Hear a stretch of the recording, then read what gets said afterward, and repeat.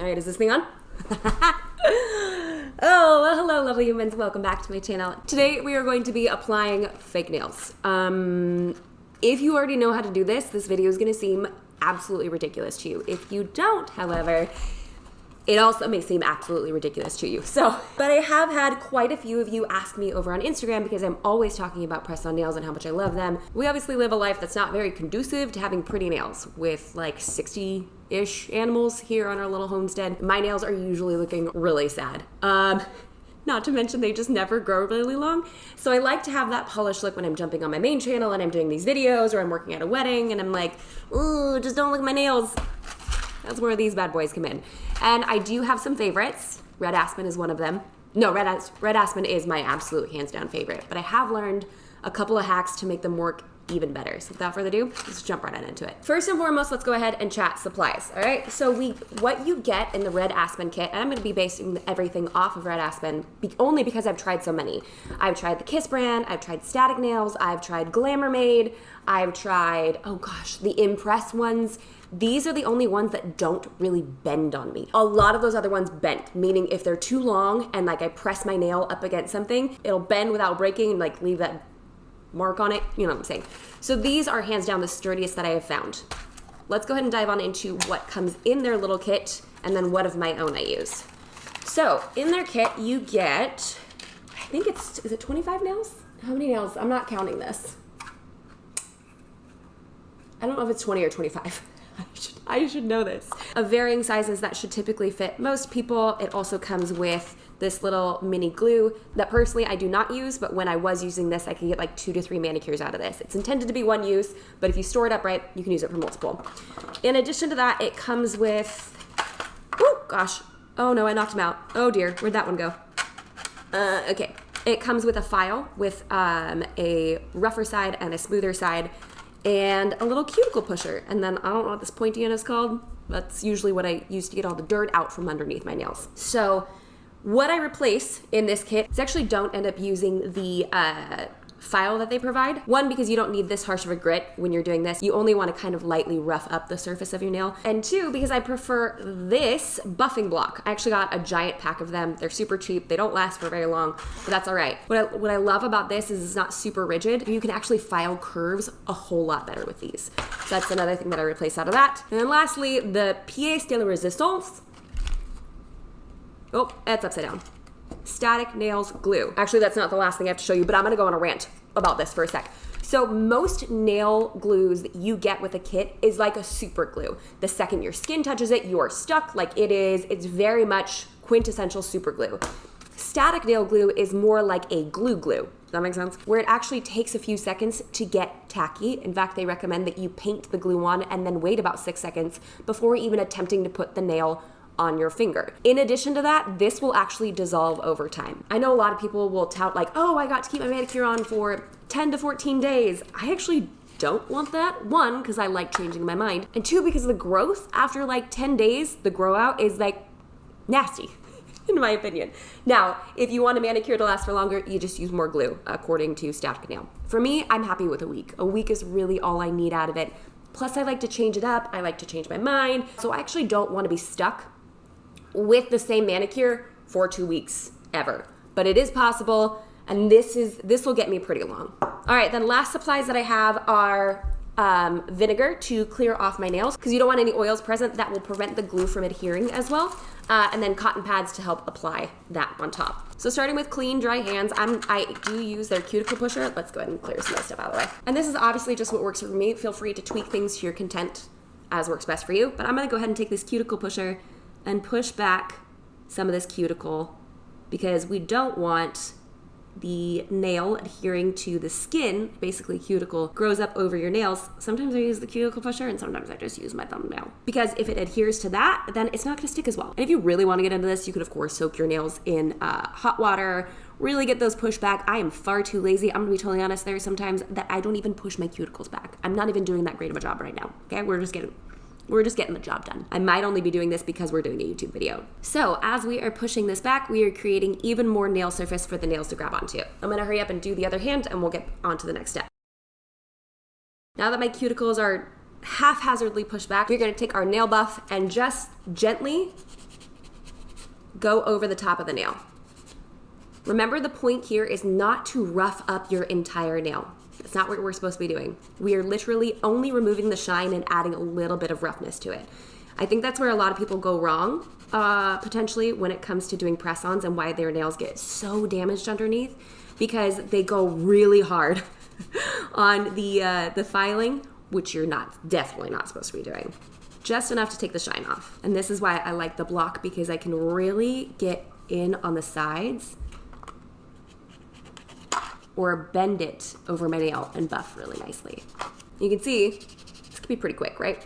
This is the part where I vary things up a little bit from the instructions. They say to just clean your nails with the vinegar or rubbing alcohol, whatever you're using. I'm actually gonna go wash them real quick because I don't want any of the buffed nail residue left over.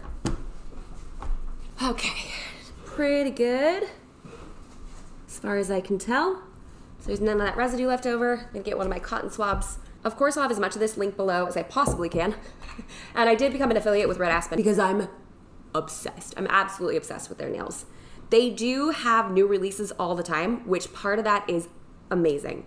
The other part of that absolutely sucks because you may have a style that you're in love with that may no longer exist in a month or two. So it is one of those, like, you kind of have to keep paying attention, stock up on a style that you really like.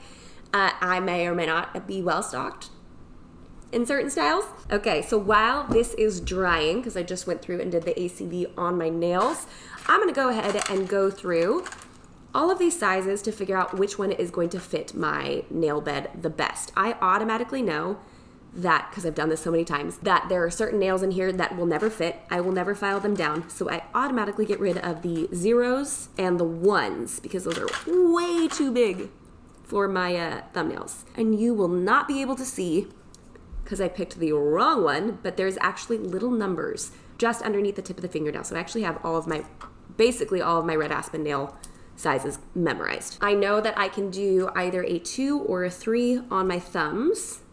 So I'll show you how you check to make sure it fits. So this one is a little bit, make sure you're focused on this.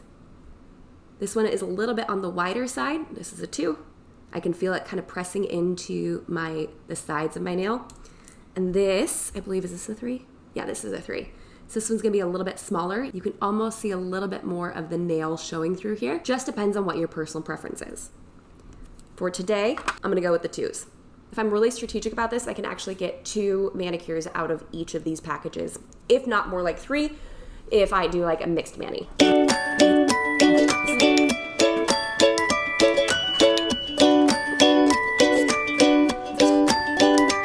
So I like to lay mine out like this so they are ready to go in order. So here is how many of them recommend doing it. You actually start with your dominant hand. You want to get the nails on your stronger hand first, so you're not fumbling around trying to apply nails with your less dominant hand. So I am right-handed. That means my right hand is going to get the nails first. I'm going to start with the pinky and work my way in. Same thing when I moved to my left hand. Pinky and work my way in. Thumbs will be the very, very last 2 that I do. So this is my first time using the brush on option through static nails. Typically what I've done before is I will do a dab of glue on the back of this nail and then coat the entire nail. I want to make sure there's not too much glue. This is why I love the static nail glue, because even if there is too much glue, you can just wipe it away with cloth. Because it's not super glue, you're not going to get immediately stuck to it. So we're going to give it, oh no, we're going to give it a second to dry off a little without blowing this anymore. Strategically, you're going to want to start with the base of the nail right at your cuticle. I almost push into it a little bit to get a more natural look, so it looks like it starts at the base of your nail.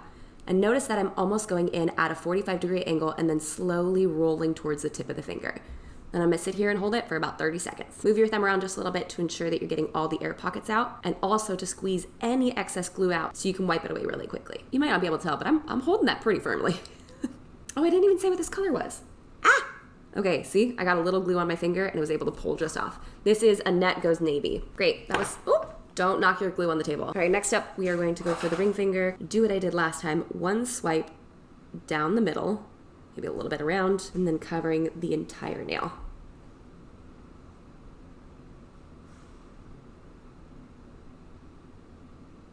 Again, shoving towards the base of the cuticle.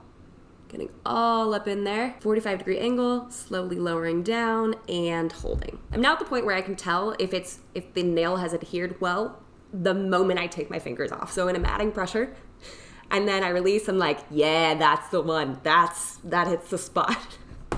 Pun intended, I guess. But I just love this particular color. It's a really, really deep navy with just a hint of sparkles underneath the surface, which is so fun. I found that I am quite particular about my nail colors. I will either do dark and moody, neutral, or red. That's it. Sometimes I try to break out of my comfort zone.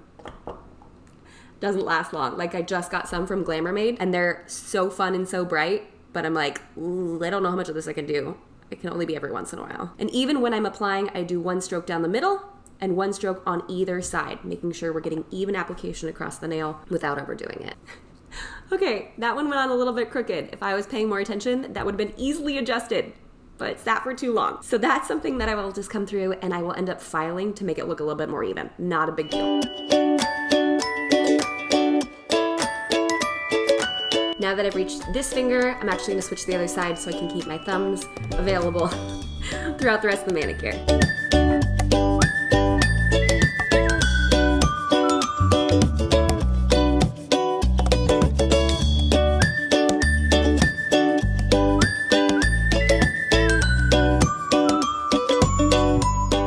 Both hands, now done. Time to move on to the thumbs. Disclaimer I want to make about this though. What I've discovered since doing a lot of different kinds of press-ons is I have very flat thumbs. Like my thumbs, the curvature of them is not a lot, which means I have to press really, really hard to get some of these nails to adhere, and my thumbnails are always the first to pop off. That is not a nail flaw, that is a Jamie flaw. So I will actually pack on a little bit more glue in this to kind of make up for the fact that there's gonna be some gaps in this nail. And this is why sometimes on my thumbs, I will alternate to a smaller size, because then when I push down, it flattens out and it will reach the sides of my nails. So this, I know for a fact, this is where my nail lifts up the most. So I'm just gonna dab some on straight into the middle right there, and then brush a little bit on around that. This is why I love Static Nails glue over all others, is specifically how much easier it makes the process of my thumbnails. Because with other brands, if I tried to add extra glue and it leaked out, then I'd be stuck to my thumb and I wouldn't be able to get it out. But with Static Nails, I can easily wipe it away with a cloth, still be able to press really fully down to get as much adherence as possible. Even though I know this may pop off in a couple days because my thumbs are defective, it's okay. At least with this particular glue, it buys me that wiggle room, so I'm not permanently attached like this for the next 4 to 6 hours. You may have noticed that my nails are not in the best condition. I don't exactly follow the rules on how you're supposed to be removing these nails. And by don't exactly, I mean, they say to soak them in hot water, but I just end up ripping them off. Usually when I've lost one after about a week and I get really irritated, and I pop the rest of them off. So do as I say, not as I do. They won't be damaging to your nails if you remove them properly. Unlike me, who removes them ferociously and usually with a hint of anxiety. There you have it. Make sure that's tightened. Perfect manicure in a matter of minutes. The other thing I will do real quick actually is, because I feel like most of these nails look great, but sometimes the thumb looks really squared off to me. So usually I just kind of come in with that rough side or with my own nail file. Technically it's called an emery board. Did you know a nail file is metal and one like this is called an emery board? The more you know, right? And occasionally there's a little bump in the middle from where they were connected as a set when they were being made. So sometimes you have to do a little gentle file right in the center.